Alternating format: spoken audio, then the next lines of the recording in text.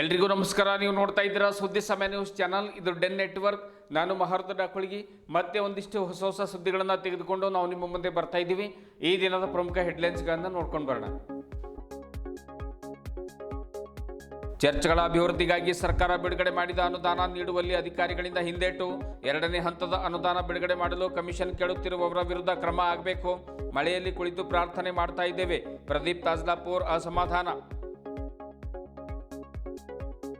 Congress SIR ಪ್ರಕ್ರಿಯೆಯನ್ನು ದುರುಪಯೋಗಪಡಿಸಿಕೊಳ್ಳಬಹುದು, ಜಾಗೃತಿ ಇರಲಿ. ಜೆಡಿಎಸ್ ಕಾರ್ಯಕರ್ತರಿಗೆ ಮಾಜಿ ಸಚಿವ ಬಂಡೆಪ್ಪ ಖಾಶಂಪುರ್ ಸೂಚನೆ. ಬಿಎಲ್ಒಗಳಿಗೆ ಜಾಗರೂಕತೆಯಿಂದ ಕೆಲಸ ಮಾಡಿ. ಖಾಶಂಪುರ್ನಲ್ಲಿ ಜರುಗಿದ ಕಾರ್ಯಾಗಾರದಲ್ಲಿ ಸಲಹೆ.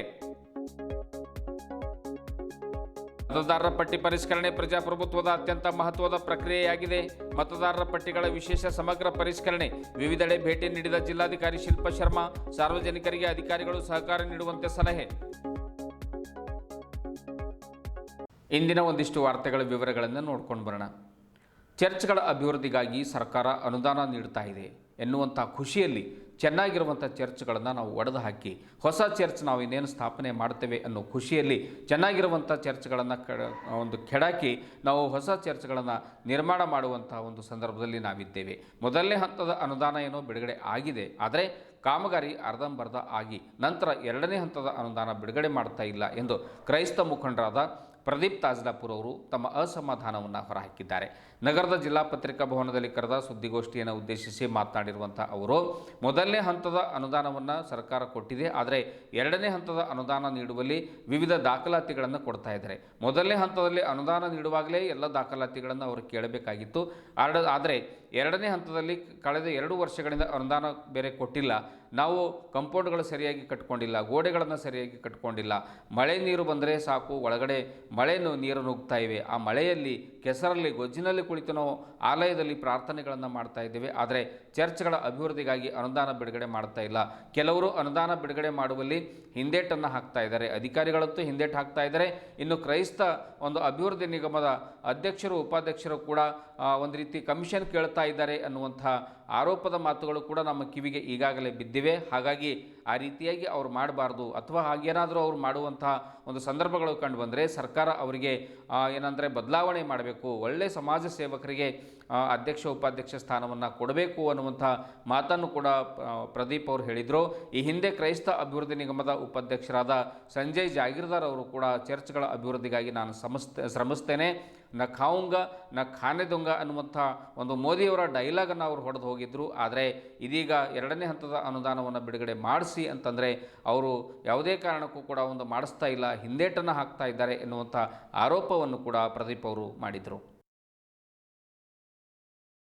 ದೇವರೇ ಕೊಟ್ಟರು ಪೂಜಾರಿ ಕೊಡಲಿಲ್ಲ ಎನ್ನುವ ಹಾಗೆ ನಿಗಮದಿಂದ ಅನುದಾನ ಬಿಡುಗಡೆಗೊಂಡರೂ ಕೂಡ ಇಲ್ಲಿ ಅಧಿಕಾರಿಗಳು ಹಾಗೂ ಕೆಲವು ಮುಖಂಡರು ವಿವಿಧ ದಾಖಲಾತಿಗಳ ನೆಪವೊಡ್ಡಿ ಅನುದಾನವನ್ನು ತಡೆ ಹಿಡಿತಾ ಇದ್ದಾರೆ.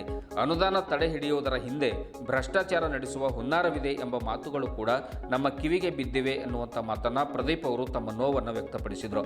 ಜಿಲ್ಲೆಯ ಚಾಂಬೋಳ್, ತಾಜ್ಲಾಪುರ್, ಚಿಲ್ಲರ್ಗಿ, ನಿಜಾಂಪುರ್, ಅಲ್ಲಾಪುರ್, ಗೋರ್ನಳ್ಳಿ ಸೇರಿದಂತೆ ಇತರೆ ಚರ್ಚ್ಗಳ ಸ್ಥಿತಿ ಇದೇ ರೀತಿ ಇದೆ. ಹೀಗಿರುವಾಗ ನಮ್ಮವರೇ ನಮಗೆ ಮೋಸ ಮಾಡ್ತಾ ಇದ್ದಾರೆ. ಇವರು ಸ್ವಂತ ಹಣವೂ ಚರ್ಚ್ಗಾಗಿ ಕಾಣಿಕೆ ಕೊಡೋದಿಲ್ಲ, ಸರ್ಕಾರ ನೀಡಿದ ಅನುದಾನವೂ ಕೂಡ ಸರಿಯಾದ ಸಮಯಕ್ಕೆ ಕೊಡಿಸೋದಿಲ್ಲ. ಕ್ರೈಸ್ತ ಬಾಂಧವರ ಭಾವನೆಗಳ ಜೊತೆ ಆಟ ಆಡ್ತಾ ಇರುವಂಥ ಇಂಥವರ ವಿರುದ್ಧ ಸರ್ಕಾರ ಕಠಿಣ ಕ್ರಮ ಕೈಗೊಂಡು ಸಮಾಜ ಸೇವಕರನ್ನ ನೇಮಕ ಮಾಡಬೇಕೆಂದು ತಮ್ಮ ಆಕ್ರೋಶವನ್ನು ಹೊರಹಾಕಿದರು. ಮುಖಂಡರಾದ ಜೈ ನಿರ್ಣಕರ್ ಅವರು ಮಾತನಾಡುತ್ತಾರೆ, ಚರ್ಚ್ಗಳ ಹಣ ಯಾರು ದುರುಪಯೋಗ ಮಾಡಿಕೊಳ್ತಾ ಇದ್ದಾರೆ ಅವರಿಗೆ ಶಿಕ್ಷೆ ಕೊಡಿ, ಆದರೆ ನಿಜವಾದ ಸೇವೆ ಸಲ್ಲಿಸುತ್ತಾ ದೇವರ ಆರಾಧನೆ ಮಾಡುವ ಚರ್ಚ್ಗಳಿಗೆ ಅನುದಾನ ನೀಡಿ ಅಂದರು. ಸಂಜು ಚಿಲ್ಲರಿಗೆ ಇದೇ ವೇಳೆ ಮಾತನಾಡಿ, ಶಿಕ್ಷಣ ಮತ್ತು ಆರೋಗ್ಯದಲ್ಲಿ ಅತಿ ಹೆಚ್ಚು ಸೇವೆ ಸಲ್ಲಿಸುತ್ತಿರುವ ಕ್ರೈಸ್ತ ಸಮುದಾಯಕ್ಕೆ ಸರ್ಕಾರ ಅನುದಾನವೇ ನೀಡ್ತಾ ಇಲ್ಲ. ಇಷ್ಟೊಂದು ಕಡಿಮೆ ಅನುದಾನ ನೋಡಿದರೆ ನಮಗೆ ನಾಚಿಕೆ ಪಡುವಂತಾಗಿದೆ. ನಮ್ಮ ಸಮಾಜದ ಮಂತ್ರಿಗಳು, ಶಾಸಕರು, ಸಂಸದರು, ಜನಪ್ರತಿನಿಧಿಗಳು ಏನು ಮಾಡ್ತಾ ಇದ್ದಾರೆ ಎಂದು ಪ್ರಶ್ನೆ ಮಾಡಿದ್ದಾರೆ. ಕೂಡಲೇ ಅನುದಾನ ಬಿಡುಗಡೆ ಮಾಡಲಿಲ್ಲ ಅಂದರೆ ಸರ್ಕಾರದ ವಿರುದ್ಧ ಶಾಂತಿಯುತ ಪ್ರತಿಭಟನೆ ಮಾಡಬೇಕಾಗುತ್ತೆ ಎನ್ನುವಂಥ ಮಾತನ್ನು ಕೂಡ ಮುಖಂಡರು ಎಚ್ಚರಿಕೆ ಕೊಟ್ಟಿದ್ದಾರೆ. ಉಪಾಧ್ಯಕ್ಷರ ಪದವಿ ತಗೊಂಡು ಬಂದು ಆಫೀಸ್ ಬಿ ಬಂದರು. ನಾ ಖಾವುಂಗ ನಾ ಖಾನೆ ದೂಂಗ ಎಂಬ ಒಂದು ಮಾತಾಡಿದ್ದಾರೆ ಅವರು. ನಾ ಖಾವುಂಗ ನಾ ಖಾನೆ ದೂಂಗ ಎಂಬ ಮಾತುಗಳು ದೊಡ್ಡ ದೊಡ್ಡ ಭಾಷಣಗಳು ಹೇಳಿದ್ರು ಅವರೆಲ್ಲ. ಬಟ್ ಏನು ಮಾಡಿದ್ರು ಅವರು? ನಮಗೆ ಕೇಳಿನ ಬಂದಿನ ಪ್ರಕಾರ ಅವ್ರು ಭ್ರಷ್ಟಾಚಾರದ ಸಲುವಾಗಿ ಹಣ ಬಿಡುಗಡೆ ಮಾಡಲೆಂಬ ಮಾತುಗಳು ನಮ್ಗೆ ಕೇಳಲ್ಪಟ್ಟಿದ್ದೇವ್ರಿ. ನೀವು ಇಷ್ಟು ದುಡ್ಡು ಕೊಡ್ರಿ ಅವಾಗ ನಾವು ಬಿಡುಗಡೆ ಮಾಡ್ತೇವೆ ಮಾತುಗಳು ಅವ್ರು ಆಡಿದಾರ್ರಿ. ಸೊ ಇವತ್ತಿನ ನಮ್ಮದು ಕ್ರೈಸ್ತರ ಒಂದು ಚರ್ಚ್ಗಳ ಹಾಲತ್ ಹಿಂಗಿದೆ ಅಂದ್ರೆ ಕಳೆದ 2 ವರ್ಷದಿಂದ ಚರ್ಚಿನಲ್ಲಿ ಮಳೆ ಬಿದ್ದರೆ ಒಳಗೆ ನೀರು ನಡೆದವ್ರಿ, ಒಂದು ಕರೆಂಟಿನ ವ್ಯವಸ್ಥೆ ಇಲ್ಲ. ನೋಡಿ ಅರ್ಧಂಬರ್ಧ ಕೆಲಸ ಅಂದ್ರೆ ಗೊತ್ತಿಲ್ಲ ಯಾವ ಥರ ಇರ್ತದಂತ. ಛತ್ ಬಿದ್ದ ಮೇಲೆ ಲೈಟ್ ಪೈಪ್ಲೈನ್ ಮಾಡೋದಿರ್ತದ, ಕೆಳಗೆ ಫ್ಲೋರಿಂಗ್ ಮಾಡೋದಿರ್ತದ, ಗಿಲೋ ಮಾಡೋದಿರ್ತದ. ನಾವು ಚರ್ಚ್ ಅಂದ್ರೆ ಎಲ್ಲ ನಮ್ಮ ಕ್ರೈಸ್ತ ಜನರಿಗೆ ಒಂದು ಪರಿಶುದ್ಧವಾದ ಸ್ಥಳ ರೀ ಅದು. ನಾವು ಪ್ರತಿ ವಾರ 1-2 ಸಲ 3 ದಿನ ಚರ್ಚಿಗೆ ಹೋಗಿ ಆರಾಧನೆ ಮಾಡುವಂಥ ಪವಿತ್ರವಾದ ಸ್ಥಳ. ನಮ್ಮ ನಾಯಕರು ನಿಗಮದಾಗಿ ಬಿ ನಮ್ಮ ನಾಯಕರಿಗೆ ಕೊಟ್ಟಂಥ ನಾಯಕರು ಕೂಡ ಕ್ರೈಸ್ತರೇ ಆಗಿದ್ದಾರೆ. ಅವ್ರಿಗೆ ನಾಚಿಕೆ ಬರಬೇಕು ಅವ್ರು ಮಾಡಿರೋಂಥ ಕೆಲಸಕ್ಕೆ. ಒಂದು ಚರ್ಚಿನ ಮೇಲೆ ಯಾರು ಒಂದು ರಾಜಕೀಯ ಮಾಡ್ತಾರ? ಚರ್ಚಿನ ಮೇಲೆ ಅವ್ರು ಈ ಥರ ಆದ ಕೆಲಸ ಮಾಡ್ತಾರ? ಅವ್ರೊಂದು ಕ್ರಿಶ್ಚಿಯನ್ ಅಲ್ಲ, ಅವ್ರಿಗೆ ಏನಾದ್ರು ಕಷ್ಟ ಬಂದರೆ ಏನಾದರೂ ಚರ್ಚಿಗೆ ಹೋಗೋದು ಆರಾಧನೆ ಮಾಡಿ ಸಂಡೇ ಕೂಡ ಅವ್ರು ಚರ್ಚಿಗೆ ಹೋಗ್ತಾರೆ ರೀ. ಸೆಂಟ್ರಲ್ ಚರ್ಚಿಗೆ ಹೋಗ್ತಾರೆ, ಮೆಥಡಿಸ್ಟ್ ಚರ್ಚಿಗೆ. ಆಲ್ರೆಡಿ ಚಲೋ ಆದಲ್ಲಿ ಹೋಗ್ತಾರೆ. ಹಳ್ಳಿ ಊರುಗಳಲ್ಲಿ ಇರೋಂಥ ಚರ್ಚ್ಗಳು ಸಣ್ಣ ಸಣ್ಣ ಚರ್ಚ್ಗಳು ನಾವು ಹೊಡೆದು ಕುಂತಿದ್ದೆವು. 2 ವರ್ಷ ಆಯಿತು. 2 ಮಳೆಗಳು ಹೋದು, 2 ಬಿಸಿಲುಗಳು ಹೋದು. ನಮ್ಗೆ ಹೇಳೋ ನಾಚಿಕೆ ಬರ್ತಾ ಇದೆ. ಅದು ನಾವು ಬೇರೆ ಮೇಲೆ ನಾವು ಪಕ್ಷದ ಮೇಲೆ ಹಾಕ್ತಾ ಇಲ್ಲ. ಅದು ಅನುದಾನ ಅವ್ರು ನೀಡಿದ್ದಾರೆ, 85 ಕೋಟಿ ರೂಪಾಯಿ ನೀಡಿದ್ದಾರೆ ಆಲ್ರೆಡಿ. ಇವರು ಬಿಡುಗಡೆ ಮಾಡಿಲ್ಲ. ಅನೇಕ 9 ಚರ್ಚ್ಗಳು ಬೀದರ್ ಜಿಲ್ಲೆಗೆ ಆಗಿವೆ. ಇವತ್ತು ವಿಶೇಷವಾಗಿ 22 ಚರ್ಚ್ಗಳಲ್ಲಿ 9 ಚರ್ಚ್ಗಳು ನಮ್ಮ ಬೀದರ್ದಾಗಿದೆ. ಅದರಲ್ಲಿ ಗುರುನಳ್ಳಿ ಚರ್ಚ್ ಒಂದಿದೆ, ಚಾಂಬಾಳ್ ಚರ್ಚ್ ಇದೆ, ಕಪ್ಪೆಗೆರಿ ಚರ್ಚು, ಚಿಲ್ಲಿರ್ಗಿ ಸಮುದಾಯ ಭವನ ಇದೆ, ನಿರ್ಜಂಪುರ್. ಅದರಲ್ಲಿ ಯೋಜನೆಯನ್ನು ದುರುಪಯೋಗ ಮಾಡಿಕೊಳ್ಳುತ್ತಿದ್ದಾರೆ ಎಂಬ ಸುದ್ದಿ ಕೂಡ ಬಂದಿತ್ತು. ಅದ್ರ ವಿಷಯವಾಗಿ ಕೂಡ ನಾವು ಮಾತಾಡ್ತೇವೆ. ಏನಂದರೆ ಯಾರು ಅದನ್ನು ದುರುಪಯೋಗ ಮಾಡಿದ್ದಾರೆ, ಯಾರು ಮೊದಲನೇ ಹಂತದ ಅನುದಾನವನ್ನು ತೆಗೆದುಕೊಂಡು ಇನ್ನೂ ಕಾಮಗಾರಿ ಪ್ರಾರಂಭ ಮಾಡಿಲ್ಲ ಅಂಥವರ ವಿರುದ್ಧ ಕಠಿಣವಾದ ಕ್ರಮವನ್ನು ಕೈಗೊಳ್ಳಿರಿ. ನಾವು ಅದಕ್ಕೆ ಒಪ್ಪುತ್ತೇವೆ. ನಾವೊಂದು ಕಾಮಗಾರಿ ಮಾಡಿದ್ದೇವೆ, ಅಧಿಕಾರಿಗಳು ಒಂದು ಸ್ಥಳಕ್ಕೆ ಬಂದು GPS ಮುಖಾಂತರ ಪರಿಶೀಲನೆ ಮಾಡಿದ್ದಾರೆ, ಎಲ್ಲ ಕರೆಕ್ಟಾಗಿ ಆಗಿದ್ರೂ ಕೂಡ 2ನೇ ಹಂತದ ಅನುದಾನವನ್ನು ತಾವು ಯಾಕೆ ಬಿಡುಗಡೆ ಮಾಡ್ತಿಲ್ಲ? ಅನುದಾನವು ಯಾರ ಸ್ವತ್ತಲ್ಲ, ಸರ್ಕಾರ ಕೊಡುವಂಥ ಅನುದಾನವು ನೀವು ತಮ್ಮ ಸ್ವಂತ ಮನಸ್ಸು ಬಂದಂತೆ ಯಾಕೆ ಅದರ ಜೊತೆ ನೀವು ಒಂದು ತಡೆ ಹಿಡಿಯುವ ಕೆಲಸ ಮಾಡ್ತಿದ್ರಿ ಎಂದು ನಾವು ಒಂದು ನಿಗಮದ ಅಧಿಕಾರಿಗಳು ನಾವು ಕೇಳ್ತೇವೆ. ಅದಕ್ಕೋಸ್ಕರ ನಮ್ಮ ಮನವಿ ಇದೆ, ಏನೆಂದರೆ ಆದಷ್ಟು ಬೇಗ ತಾವು ಅದರ ಬಗ್ಗೆ ಗಮನ ಹರಿಸಿ, ವಿಶೇಷವಾಗಿ ಸರ್ಕಾರಕ್ಕೆ ನಾವು ಮನವಿ ಮಾಡುತ್ತೇವೆ, ಅದರ ಬಗ್ಗೆ ಗಮನ ಹರಿಸಿ ಆದಷ್ಟು ಬೇಗನೆ ಅನುದಾನವನ್ನು 2ನೇ ಹಂತದ ಅನುದಾನವನ್ನು ಬಿಡುಗಡೆ ಮಾಡುವಲ್ಲಿ ತಾವು ಕ್ರಮ ಕೈಗೊಳ್ಳಬೇಕು. ಯಾಕಂದರೆ ಈಗ ತಿಳಿದು ನೋಡುವ ಹಾಗೆ ಮಳೆಗಾಲ ಪ್ರಾರಂಭವಾಗ್ತಿದೆ. ಈ ಮಳೆಗಾಲದಲ್ಲಿ ನಮಗೆ ಆಲಯದಲ್ಲಿ ಒಂದು ಚರ್ಚ್ನಲ್ಲಿ ಕೂಡಲು ಬಹಳ ಸಮಸ್ಯೆ ಆಗ್ತದೆ. ಬೇಸಿಗೆ ಎತ್ತು ಹೇಗೋ ಒಂದು ನೆಳೆ ಮಾಡ್ಕೊಂಡು ನಾವು ಕುಳಿತಿದ್ದೇವೆ, ಆದರೆ ಮಳೆಗಾಲದಲ್ಲಿ ಕೂಡಲು ಸಾಧ್ಯವಿಲ್ಲ. ಅದಕ್ಕೋಸ್ಕರ ಪರಿಸ್ಥಿತಿಯನ್ನು ಅರ್ಥ ಮಾಡಿಕೊಂಡು ಅದಕ್ಕೆ ಸಂಬಂಧಪಟ್ಟಂತ ಅಧಿಕಾರಿಗಳಾಗಲಿ ಅಥವಾ ನಮ್ಮ ನೇರವಾಗಿ ನಾವು ಸರ್ಕಾರಕ್ಕೆ ಮನವಿ ಮಾಡ್ತೇವೆ, ನೀವು ಉತ್ತಮ ಅಧಿಕಾರಿಗಳನ್ನು ನಿಷ್ಠೆಯಿಂದ ಕೆಲಸ ಮಾಡುವನ್ನು ತಾವು ಅದರಲ್ಲಿ ಸೇರಿಸಬೇಕಾಗಿ ಸರ್ಕಾರಕ್ಕೆ ನಾವು ಮನವಿ ಮಾಡ್ತೇವೆ. ಸಂಜೆ ನಾನು ತಾತಾಪುರ್ ಕ್ರೈಸ್ತ ರೋಡ್ಗೆ ಮಹಿಳಾ ಕೂಟದ ಅಧ್ಯಕ್ಷರಾಗಿದ್ದೇನೆ. ನಾವು ಪ್ರಾರ್ಥನೆ ಮಾಡುವಾಗ ಭಾಳ ಕಷ್ಟ ಆಗತ್ತದ. ನಮ್ಗೆ ಕಷ್ಟ ಅಂತಂದ್ರೆ ಹೆಣ್ಮಕ್ಳು ಬಂದ್ರೆ ಗಂಡಸ ಮಕ್ಕಳಿಗೆ ಕೂಡ್ಲಕ್ಕೆ ಜಾಗ ಇರೋ ಹೋಗ್ಯದ, ಗಂಡಸ ಮಕ್ಕಳು ಬಂದ್ರೆ ಹೆಣ್ಮಕ್ಳಿಗೆ ಕೂಡಕ್ಕೆ ಜಾಗ ಇರೋ ಹೋಗ್ಯದ. ಮತ್ತು ಇವ್ರು ದುಡ್ಡು ಬಿಡುಗಡೆ ಆಗ್ಯದ, ಆದ್ರೆ ಯಾಕೆ ಕೊಡ್ತಾ ಇಲ್ಲ ಇವರು? ಏನು ನೀವು ಮನೇಲಿಂದ ಕೊಡ್ಲತ್ತಾರ್ರಿ? ಏನು ನಾವು ಮನೆ ಕಟ್ಕೊಂಬ ಸಲಕ್ಕೆ ನಾವು ಕೇಳತ್ತಿದ್ದಾವ ಅವರಿಗೆ? ಇವೆಲ್ಲ ಪ್ರಶ್ನೆಗಳು ಭಾಳ ಅವ್ರಿಗೆ ನಾವು ಕೇಳಿದೆವು ಬಿ, ಜಾಗೀರ್ದಾರ್ ಅಂಬರಿಗೆ ಬಿ ಕೇಳಿದೆವು. ಅವ್ರು ಬಂದಿದ್ರು ನಮ್ಮ ಊರಿಗೆ. ನಮ್ಮ ಊರ ಪರಿಸ್ಥಿತಿ ಹೆಂಗದ ಅಂಬದು ಗೊತ್ತದ ಅವ್ರಿಗೆ. ಚರ್ಚ್ನಾಗ ಬಂದು ಆದಷ್ಟು ಭಾಷಣ ಎಲ್ಲ ಮಾಡ್ಯಾರ, ಆದ್ರೆ ಅವರು ದುಡ್ಡು ಮ್ಯಾಲಿನ ಬಂದ್ಮೇಲೆ ಇಲ್ಲಿ ಯಾಕೆ ಕೊಡ್ತಾ ಇಲ್ಲ?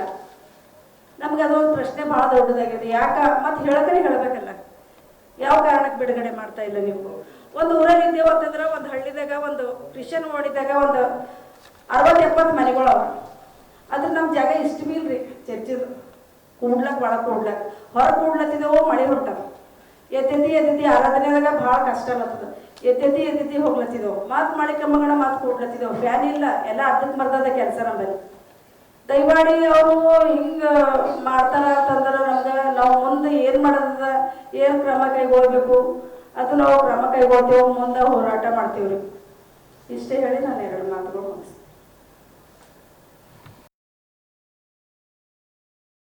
ಮತದಾರರ ವಿಶೇಷ ಸಮಗ್ರ ಪರಿಷ್ಕರಣೆ ದೇಶದ ಯಾವ ರಾಜ್ಯದಲ್ಲಿ ನಡೆದಿದೆಯೋ ಅಲ್ಲಿನ ಚುನಾವಣೆಯಲ್ಲಿ ಕಾಂಗ್ರೆಸ್ ಸೋತಿದೆ. ರಾಜ್ಯದಲ್ಲಿ ಪ್ರಾರಂಭವಾಗುವ SIR ಪ್ರಕ್ರಿಯೆಯಲ್ಲಿ ಬೀದರ್ ದಕ್ಷಿಣ ಒಂದು ಕ್ಷೇತ್ರದ JDS ಕಾರ್ಯಕರ್ತರು ಹಾಗೂ ಪಕ್ಷದಿಂದ ನಿಯೋಜನೆಗೊಂಡಿರುವಂಥ BLOಗಳು ಅತ್ಯಂತ ಜಾಗರೂಕರಾಗಿ ಕಾರ್ಯನಿರ್ವಹಿಸಬೇಕಾಗಿದೆ ಎಂದು JDS ಹಿರಿಯ ಮುಖಂಡರು ಹಾಗೂ ಮಾಜಿ ಸಚಿವರಾದ ಬಂಡೆಪ್ಪ ಖಾಶೆಂಪೂರ್ ಕಾರ್ಯಕರ್ತರಿಗೆ ಸಲಹೆಯನ್ನು ಕೊಡ್ತಾರೆ, ಸೂಚನೆಯನ್ನು ಕೊಡ್ತಾರೆ. ಬೀದರ್ ದಕ್ಷಿಣ ಕ್ಷೇತ್ರದ ಖಾಶೆಂಪುರ ಗ್ರಾಮದ ತಮ್ಮ ತೋಟದ ಮನೆಯಲ್ಲಿ ಕರ್ನಾಟಕ ಪ್ರದೇಶ ಜಾತ್ಯತೀತ ಜನತಾದಳ ಒಂದು ಬೀದರ್ ದಕ್ಷಿಣ ವಿಧಾನಸಭಾ ಕ್ಷೇತ್ರದ ವಿಶೇಷ ಸಮಗ್ರ ಪರಿಷ್ಕರಣೆ BLA 2 ಕಾರ್ಯಾಗಾರದಲ್ಲಿ ಅವರು ಕಾರ್ಯಕರ್ತರೊಂದಿಗೆ ಸಂವಾದವನ್ನು ನಡೆಸ್ತಾ ಈ ಸೂಚನೆಯನ್ನು ಅವರು ಕಾರ್ಯಕರ್ತರಿಗೆ ಕೊಡ್ತಾರೆ.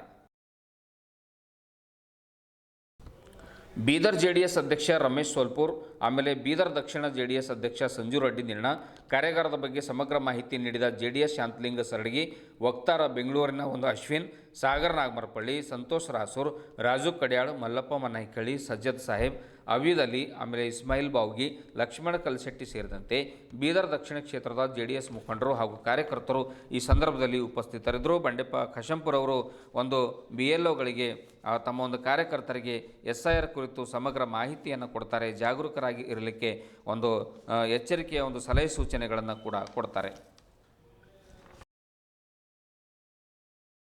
ಅದಕ್ಕೇನು ಸಂಬಂಧ ಅದಕ್ಕೆ नहीं उन्हों किधर दो रखे तो उसका वोट ही नहीं रहता और हाँ शहर में घर बंद है उनका तो है ಅದಕ್ಕ ಕೇಳ್ರಿ ಈಗ ಬಹಳ ಸವಿಸ್ತಾರನಿಂದ ಹೇಳಿದಾರೆ ಅಶ್ವಿನ್ ಅವರು, ಗೊತ್ತಾಯ್ತಾ? ಅದಕ್ಕೆ ಇಲ್ಲಿ ಮುಗಿಸೋಣ. ಆಮೇಲೆ ನಿಮಗೆ ಒಂದ್ ಮಾತು ಹೇಳ್ತೀನಿ, ಇದು ಯಾಕೆ ನಾವಿಷ್ಟು ಒಂದು ರೀತಿನಿಂದ ಕರೆದೇವು ಅಂತಂದ್ರೆ, ನಂಬಲ್ಲಿ ಕುಮಾರಣ್ಣ ಮತ್ತು ನಿಖಿಲ್ ಕುಮಾರಸ್ವಾಮಿ ಇವರೆಲ್ಲ ಬಹಳ ಸೀರಿಯಸ್ ಆಗಿ ತಗೊಂಡವ್ರೆ. ಇದು ಪೂರ ಎಲ್ಲ ಕಡೆ ನಂಬಲ್ಲೇ ಬೀದರ್ನಾಗ, ಬೀದರ್ ಸೌತ್ ಎರಡೇ ನಾವು ಮಾಡ್ಲತ್ತೀವಿ ಈ ತರ. ಈಗ ಬೇರೆ ಕಡೆ ನಮ್ದಿನ್ನೂ ಅಷ್ಟು ಶಕ್ತಿನೇ ಇಲ್ಲ, ನಾವಲ್ಲಿ ಹೋಗಿ ಏನ್ ಮಾಡೋದು ಅಂತೇಳಿ. ಹಂಗಾಗಿ ಇವತ್ತು ಮುಂದಿನ ದಿನಗಳಲ್ಲಿ ಈಗ ನಿಮಗೆಲ್ಲ BLA ಅಂತೇಳಿ ನಾವು ನೇಮಕ ಮಾಡಿ ನಿಮಗೆಲ್ಲ ಪಟ್ಟಿ ಗಿಟ್ಟಿ ಎಲ್ಲ ಕೊಟ್ಟಿದ್ದೆವು. ಈಗ ನಾಳಿಂದ ಹಿಡ್ದು ಅದ್ರ ಜೊತೆಲಿ ನಮ್ಮ ಲೀಡರ್ಸು ಎಲ್ಲ ಬಂದಿದ್ರಿ. ಈಗ ನಿಮ್ ಕರ್ತವ್ಯ ಇದೆ ಅದು. ಯಾಕಂತಂದ್ರೆ ಊರಾಗ ಬಂದಾಗ ನಾವ್ಯಾರು ಇರೋಲ್ಲ. ಮತ್ತಿದು ಎಷ್ಟು ನಾವು ಗ್ರೌಂಡ್ ಲೆವೆಲ್ದಾಗ ಕೋಶಿಶ್ ಮಾಡ್ತಾರ್ರಿ, ಗೊತ್ತಾಯ್ತಾ? ಅದಕ್ಕ ನೀವೆಲ್ಲರೂ ಜಾಗೃತಿನಿಂದ ಇವತ್ತೇನದಲ್ಲ ಆ ಪ್ರಕ್ರಿಯೆ ಮುಗಿಸ್ರಿ, ಗೊತ್ತಾಯ್ತಾ? 29ನೇ ತಾರೀಕು ಮೋಸ್ಟ್ಲಿ 4-5 ದಿನದಾಗ ಮುಗ್ದೋಯ್ತದ. ಒಂದೊಂದು ಹಳ್ಳಿದಾಗ ಒಂದೊಂದು ಬೂತಿನ ಬಂದರ 4-5-6 ದಿನದಾಗ ಮುಗ್ದೋಯ್ತದ, ಅಲ್ಲಿ ಖಾಲಿನೇ ಆಗ್ತದ. ಇಲ್ಲ ಲೇಟ್ ಆದರೂ ಬೂತ್ ಒಂದೇ. ಜಿಲ್ಲೆಯಾದ್ಯಂತ ಮತದಾರರ ಪಟ್ಟಿಯ ವಿಶೇಷ ಸಮಗ್ರ ಪರಿಷ್ಕರಣೆ ಆರಂಭಗೊಂಡಿದ್ದು, ಸಾರ್ವಜನಿಕರಿಗೆ ಎನ್ಯುಮರೇಷನ್ ಅರ್ಜಿ ನಮೂನೆಗಳನ್ನು ವಿತರಿಸಲಾಗ್ತಾ ಇದೆ. ಜಿಲ್ಲಾಧಿಕಾರಿ ಶಿಲ್ಪಾ ಶರ್ಮಾ ಅವರು ಇಂದು ಕಾಡವಾದ್ ಮತ್ತು ಕಮಠಾಣ್ ಗ್ರಾಮಗಳಿಗೆ ಭೇಟಿಯನ್ನು ನೀಡಿ ಪರಿಶೀಲನೆಯನ್ನು ನಡೆಸುತ್ತಾರೆ. ಬೀದರ್ ಜಿಲ್ಲೆಯ ಎಲ್ಲ ವಿಧಾನಸಭಾ ಕ್ಷೇತ್ರಗಳ ಮತಗಟ್ಟೆ ಅಧಿಕಾರಿಗಳು 29 ಜುಲೈ 2026ರವರೆಗೆ ಮತದಾರರ ಮನೆಗಳಿಗೆ ಭೇಟಿಯನ್ನು ಕೊಟ್ಟು ಎಣಿಕೆ ನಮೂನೆಗಳನ್ನು ವಿತರಣೆ ಮಾಡುವ ಒಂದು ಕಾರ್ಯ ಕೈಗೊಂಡಿದ್ದಾರೆ. BLOಗಳು ಮತದಾರರ ಒಂದು ಮನೆಗಳಿಗೆ ಭೇಟಿ ನೀಡಿದಾಗ ಮತದಾರರು ಅಗತ್ಯ ಒಂದು ಮಾಹಿತಿಯನ್ನು ಭರ್ತಿ ಮಾಡಿ ಎನ್ಯುಮರೇಷನ್ ಫಾರ್ಮ್ಗಳನ್ನು ನೀಡಿ ಸಹಕಾರ ಕೊಡಬೇಕು ಅನ್ನುವಂಥ ಮಾತನ್ನು ಕೂಡ ಜಿಲ್ಲಾಧಿಕಾರಿಗಳು ಹೇಳ್ತಾರೆ. ಜಿಲ್ಲೆಯಲ್ಲಿ ಒಟ್ಟು 1528 ಮತಗಟ್ಟೆಗಳಿವೆ. 14,61,959 ಮತದಾರರಿದ್ದಾರೆ. ಮತದಾರರ ಪಟ್ಟಿ ಪರಿಷ್ಕರಣೆ ಪ್ರಜಾಪ್ರಭುತ್ವದ ಅತ್ಯಂತ ಮಹತ್ವದ ಪ್ರಕ್ರಿಯೆಯಾಗಿದ್ದು, ಎಲ್ಲ ಮತದಾರರು, ರಾಜಕೀಯ ಪಕ್ಷಗಳು ಹಾಗೂ ಸಾರ್ವಜನಿಕರು BLOಗಳಿಗೆ ಅಗತ್ಯ ಸಹಕಾರವನ್ನು ಕೊಡಬೇಕು ಅನ್ನುವಂಥ ಸೂಚನೆಯನ್ನು ಜಿಲ್ಲಾಧಿಕಾರಿ ಶಿಲ್ಪಾ ಶರ್ಮಾ ಅವರು ಕೊಟ್ಟಿದ್ದಾರೆ. ಸ್ವೀಪ್ ನೋಡಲ್ ಅಧಿಕಾರಿಗಳು ಆಗಿರುವ ಜಿಲ್ಲಾ ಪಂಚಾಯತ್ ಮುಖ್ಯ ಕಾರ್ಯನಿರ್ವಾಹಕ ಅಧಿಕಾರಿ ಡಾಕ್ಟರ್ ಗಿರೀಶ್ ಬದೋಲೆ ಅವರು ಜೂನ್ 30ರಂದು ನಗರದ ಗಣ್ಯರ ಮನೆಗೆ ಭೇಟಿ ನೀಡಿ ಎನ್ಯುಮರೇಷನ್ ಅರ್ಜಿ ನಮೂನೆಗಳನ್ನು ವಿತರಣೆ ಮಾಡಿದರು. ನಮೂನೆ ಭರ್ತಿ ವಿಧಾನ, ಅಗತ್ಯ ದಾಖಲೆ ಲಗತ್ತಿಸುವಿಕೆ ಹಾಗೂ ನಿಗದಿತ ಅವಧಿಯೊಳಗೆ ನಮೂನೆಗಳನ್ನು ಸಲ್ಲಿಸುವಂಥ ಕುರಿತು ವಿವರಣೆ ಕೊಟ್ಟರು. ಜಿಲ್ಲೆಯಾದ್ಯಂತ SIR ಜಾಗೃತಿ ಆಂದೋಲನ ತೀವ್ರಗೊಂಡಿದ್ದು, ತಹಶೀಲ್ದಾರರು, ಕಾಲೇಜುಗಳು, ಗ್ರಾಮ ಪಂಚಾಯತ್ಗಳು ಪ್ರಚಾರ ಕಾರ್ಯದಲ್ಲಿ ತೊಡಗಿಸಿಕೊಂಡಿದ್ದಾರೆ. ಜೂನ್ 1ರವರೆಗೆ ಜಿಲ್ಲೆಯಲ್ಲಿ ಒಟ್ಟು 70,359 ಅರ್ಜಿ ನಮೂನೆಗಳನ್ನು ವಿತರಿಸಲಾಗಿದ್ದು, 2023 73 ಅರ್ಜಿಗಳನ್ನು ಡಾಟಾ ಎಂಟ್ರಿ ಮಾಡಲಾಗಿದೆ ಎಂದು ಜಿಲ್ಲಾಧಿಕಾರಿಗಳು ತಿಳಿಸಿದ್ದಾರೆ. ಇದುವರೆಗೂ ಸುದ್ದಿ ಕೊಟ್ಟಿರುವ ನಾನು ಮಹಾರುದ್ರ ಡಾಕುಳಿಗೆ ಮತ್ತೆ ಮುಂದಿನ ವಾರ್ತೆಗಳೊಂದಿಗೆ ಭೇಟಿಯಾಗೋಣ. ವಂದನೆಗಳು.